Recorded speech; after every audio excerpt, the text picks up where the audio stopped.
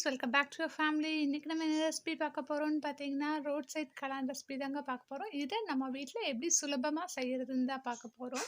இப்போ வாங்க உள்ளே போயிட்டு எப்படி செய்யறதுன்னு பார்க்கலாம். அதுக்கு முன்னாடி ப்ளீஸ் சப்ஸ்கிரைப் பண்ணிட்டு பக்கத்துக்கு பெல் ஐக்கனையும் ப்ரெஸ் பண்ணிக்கோங்க. அப்போ தான் நான் போடுற வீடியோஸ் உங்களுக்கு நோட்டிஃபிகேஷனாக வந்து சேரும். இப்போ வாங்க வீடியோக்குள்ளே போகலாம்.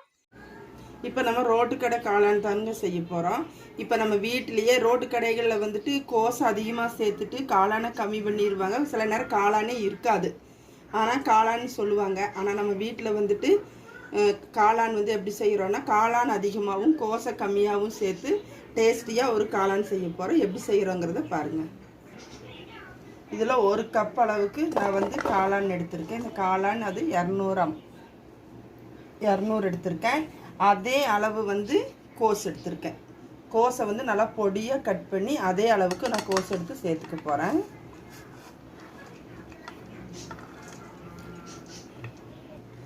நம்ம இது கூட வந்து கார்ன்ஃப்ளவர் மாவு சேர்த்துக்குவோம். ஒரு 1/2 கப் அளவுக்கு நான் கார்ன்ஃப்ளவர் மாவு எடுத்திருக்கேன். அதை நம்ம இது கூட சேர்த்து கொஞ்சம் கொஞ்சமாக சேர்த்து கார்ன்ஃப்ளவர் மாவு சேர்த்துருக்கேன். இது கூட கொஞ்சமாக மைதா மாவு சேர்த்துக்க போகிறேன். ஒரு 1/4 கப் அளவுக்கு இதை இன்னும் தண்ணி விடாமல் கொஞ்சம் பிணைங்க. தண்ணி பத்தலைன்னா தண்ணியை தெளித்து நம்ம பிசைஞ்சுக்குவோம். ஏன்னா இந்த கோஸும் தண்ணி விடும், காளானும் கொஞ்சம் தண்ணி விடும்.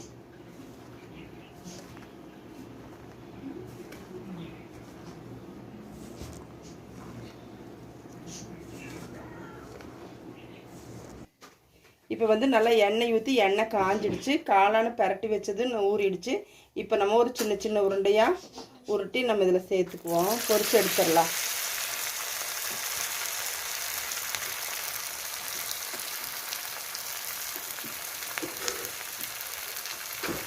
இந்த மாதிரி நான் கொஞ்சம் நேரம் வேக விட்டு எடுத்துருங்க. நல்லா பொரிஞ்சிடுச்சுன்னா எடுத்துருங்க. ரொம்ப நேரம் வேக வேண்டியதில்லை. இந்த மாதிரி பொரிஞ்சதுன்னா எடுத்துருங்க. அப்படியே இதான் இப்போ நல்லா பொரிஞ்சிடுச்சு. நம்ம இதை வச்சுக்கலாம். ஒரு தட்டில் எடுத்து வச்சுக்கலாம். காளானை எல்லாத்தையுமே இந்த மாதிரி நீங்கள் பொரித்து ஒரு பாத்திரத்தில் எடுத்து வச்சுருங்க. எடுத்து வச்சு கொஞ்சம் நேரம் ஆறட்டும். ஆறுன உடனே சூடாக இருக்குது. இப்போ அதனால் சூடாக தான் இருக்குது எனக்கு. இந்த மாதிரி பிச்சு போட்டுருங்க. எல்லாத்தையும் இந்த மாதிரி பிச்சு போட்டுருங்க. எனக்கு கொஞ்சம் ஆறட்டும். நல்லா சூடாக இருக்குது. இப்போ பிச்சு போட்டு காளான் எப்படி செய்கிறதுங்கிறது பார்க்கலாம்.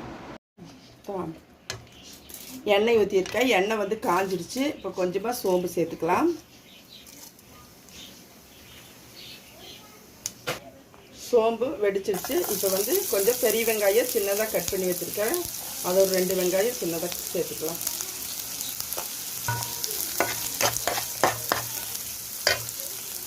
இது கூட கொஞ்சம் கருவேப்பிலை.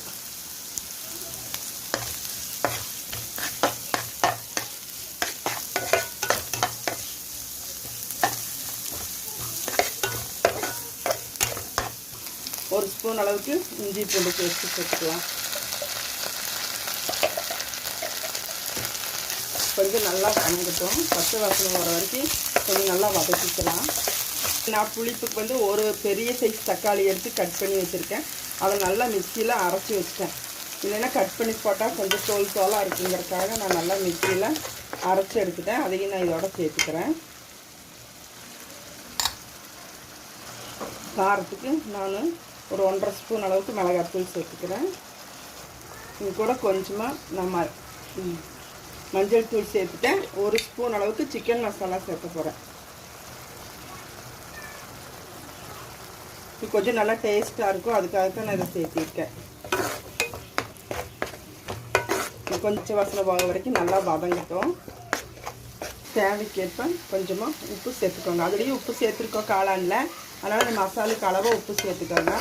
இதுக்கு கொஞ்சமாக நான் கொஞ்சம் ஒரு 1/4 டம்ளர் அளவு தண்ணியில் வந்து இப்போ கார்ன்ஃப்ளவர் மாவு வந்து கரைச்சி வச்சுருக்கேன். அதை வந்து கொஞ்சமாக சேர்த்துக்கலாம். அவ்வளோதான். நல்லா கெட்டியாயிடும்.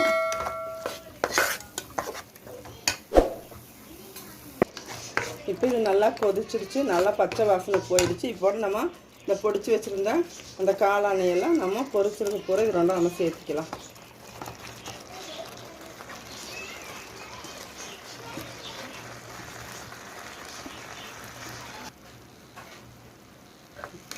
இப்போ வந்து காளான் ரெடி ஆகிடுச்சு. நல்லா வெந்துருச்சு.